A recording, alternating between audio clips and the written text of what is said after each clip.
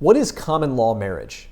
Common law marriage is an ancient idea that a man and woman could be married simply because they represented themselves as a married couple enough times in public. Some states in the United States still follow this old rule from England, but some states do not. Pennsylvania is one of those. In 2005, Pennsylvania's legislature passed a law and did away with common law marriage. Here's what that means. It means that if you're going around representing yourself as married to somebody else, that doesn't make you married in Pennsylvania anymore. Now, if you met the elements for common law marriage before 2005, your common law marriage is still valid. Why is this so important, or why did this come up? Well, in the old days, it had a lot to do with children who were born out of wedlock and didn't get certain rights unless they were part of a valid marriage. And so if the couple kind of lived like they were married for long enough, the courts just kind of said, close enough, let's pretend that's valid. The other time it's really important, though, is for inheritances.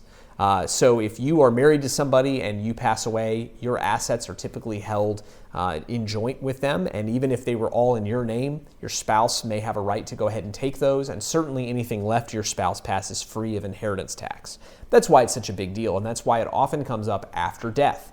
A spouse comes forward, or a longtime girlfriend, and says, we were married. We were basically a common law marriage. But again, unless you'd met the very tight elements of having represented yourself in public as married a number of times before 2005 and having had a certain type of ceremony, then that won't apply here in Pennsylvania.